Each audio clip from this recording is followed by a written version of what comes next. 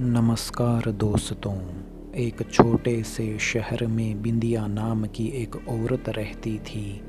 वह शादीशुदा थी, लेकिन उसकी कोई औलाद नहीं थी। 3 बार उसका गर्भपात हो चुका था। वह बच्चे को पाने के लिए व्याकुल रहती थी, लेकिन हर बार उसकी गोद सूनी ही रह जाती थी। बिंदिया ने औलाद को पाने के लिए कई तरह के उपाय किए थे। इसके बावजूद उसके घर का आंगन बच्चों की किलकारियों के लिए सूना था। बिंदिया का पति एक मजदूर था और वह अपनी पत्नी से बहुत प्यार करता था। उसे भी अपने बच्चे की चाहत थी, लेकिन ऊपर वाले की मर्जी के बिना उसका यह सपना पूरा नहीं हो सकता था। बिंदिया चौथी बार फिर से गर्भवती होती है। इस बार दोनों बड़ी उम्मीद से गर्भ के बच्चे का ख्याल रखते हैं। बिंदिया का पति उसके खाने पीने की बहुत सी चीज़ें लाकर रख देता है और कहता है कि इस बार तुम्हें अपने बच्चे को पूरा पोषण देना होगा, जिसके लिए तुम्हें मजबूती से खाना पीना होगा और अपना ध्यान भी रखना पड़ेगा। बिंदिया अपने पति की बात सुनकर सिर हिलाती है। दरअसल वह अंदर से टूट चुकी है। बच्चे को पाने की उसे अपनी सारी उम्मीदें खो दी हैं, लेकिन अपने पति के आत्मविश्वास को देखकर वह अपनी हिम्मत बढ़ाती है और तय करती है कि इस बार वह मां बनकर ही रहेगी।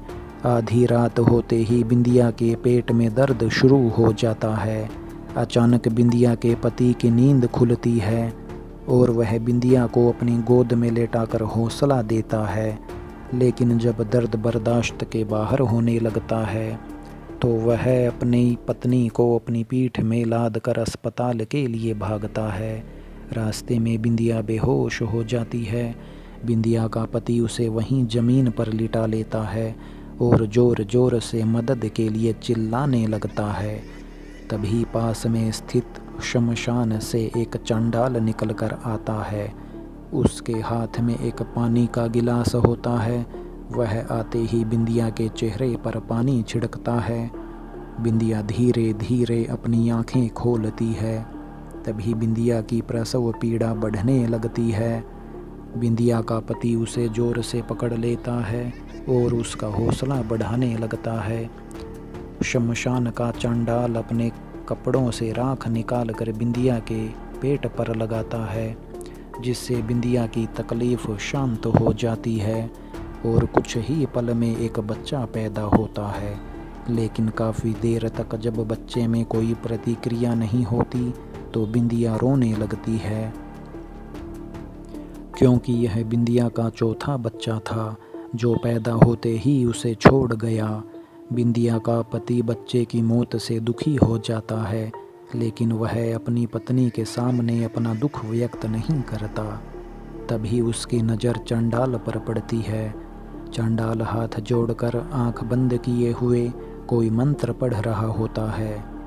अचानक बिंदिया के बच्चे की आंख खुल जाती है और वह किलकारी मारकर रोने लगता है। बच्चे की किलकारी सुनते ही बिंदिया और उसके पति अपने बच्चे को गले से लगाकर चूमने लगते हैं। कई सालों बाद उन्हें संतान का सुख प्राप्त हुआ था। दोनों शमशान के चांडाल को धन्यवाद देते हैं और उसके चरणों में गिरकर उसका अभिवादन करते हैं। चांडाल बिना कुछ बोले शमशान में वापस लौट जाता है। बिंदिया का पति अपनी पत्नी और बच्चे को साथ में लेकर घर वापस आ जाते हैं।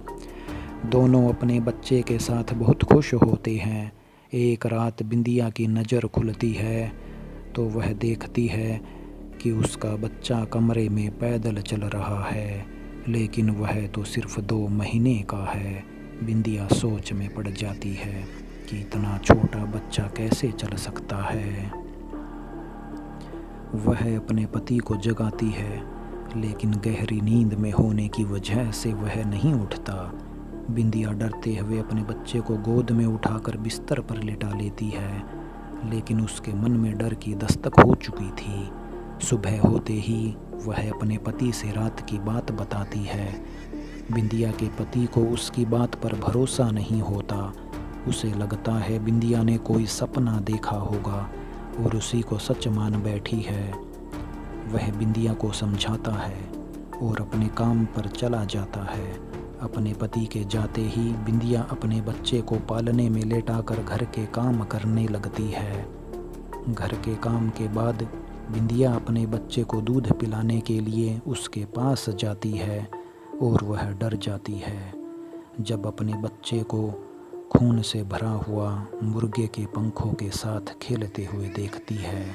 तभी पड़ोस की महिला बिंदिया के घर आती है और कहती है, मेरा मुर्गा नहीं मिल रहा है, क्या तुम्हारे घर में आया है?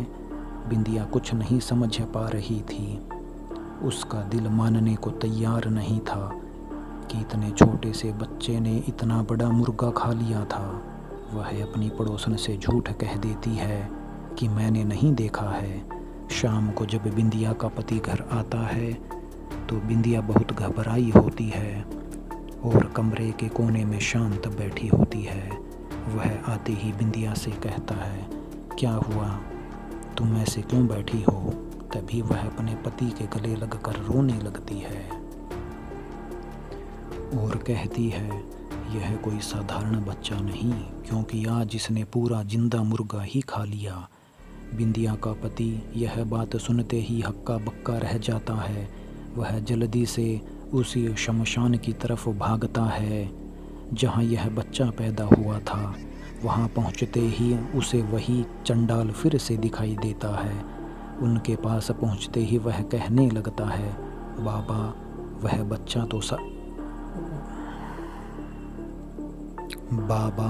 बच्चा तो असाधारण है, क्या उसे कोई भूत बाधा आई है?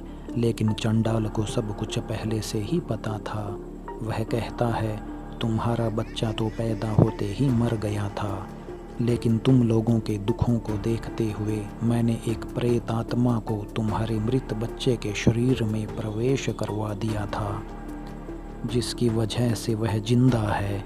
लेकिन वह एक अमावस्या तक ही प्रेत आत्मा उस बच्चे के शरीर में रह सकती है और उसके बाद तुम्हारे बच्चे की सांसें बंद हो जाएंगी। चंडाल की बात सुनकर वह उनसे समस्या का समाधान पूछता है। चंडाल बताता है कि यह तो तुम्हारे कष्टों की शुरुआत है। अगर वह बच्चा तुम्हारे घर में रहा तो हर दिन तुम्हारे घर में मौत का तांडव होगा, क्योंकि यह भूत का बच्चा है। लेकिन यदि बच्चे की माँ शमशान में सारी रात उस बच्चे के साथ भूतिया साधना करे तो तुम लोगों की जान बच सकती है। बिंदिया का पति अपने घर पहुंचकर अपनी पत्नी को सारी बात समझा देता है, लेकिन वह अपने बच्चे से जुदा नहीं होना चाहती। वह कहती है, जब तक मेरा बच्चा मेरे साथ है मैं उसे जानबूझकर अपने से अलग नहीं कर सकती, भले यह मेरी जान ही क्यों न ले ले। बिंदिया के पति को अंदाजा था कि उन्होंने बहुत बड़ी आफत पाल ली है। वह मन में तय करता है कि जब बिंदिया सो जाएगी तो वह उसके बच्चे को उससे अलग कर देगा। बिंदिया का पति रात होने का इंतज़ार करने लगता है। जैसे ही बिंदिया सो जाती है वह बच्चे को लेकर शमशान पहुंच जाता है और चंडाल के पास जाकर कहता है, बाबा ये आफत आप ही संभालो, बस हमें बचा लो। चंडाल बच्चे को देखते ही बिंदिया के पति को डांटते हुए कहता है, तुमने अपने साथ साथ मेरी मौत का भी इंतजाम कर लिया, जो इसे इसकी माँ के बिना ले आए। चंडाल के इतना बोलते ही बच्चे की आंखें लाल हो जाती हैं और वह ज़मीन पर खड़ा हो जाता है। चंडाल बच्चे के सम्मोहन में वशीभूत हो जाता है और वही शमशान में बने हुए एक गड्ढे में गिरकर बेहोश हो जाता है। बिंदिया का पति चंडाल की दुर्दशा देखकर डर जाता है और वहाँ से भागने लगता है, लेकिन एक अदृश्य ताकत उसे पैरों से पकड़कर कई बार ज़मीन पर पटकती है, जिससे वह लहूलुहान हो जाता है और बच्चा उसे उसी गड्ढे में डाल देता है जिसमें चंडाल पहले से पड़ा हुआ है। दोनों के गड्ढे में जाते ही शमशान में ज़ोरदार हवाएं चलने लगती हैं और मिट्टी उड़कर उसी गड्ढे में जाने लगती है और देखते ही देखते दोनों जिंदा ही दफन हो जाते हैं। यहाँ दूसरी तरफ जैसे ही बिंदिया की नींद खुलती है, उसका बच्चा उसके बगल में लेटे हुए मुस्कुरा रहा होता है, लेकिन बिंदिया के पति का कुछ पता नहीं चलता।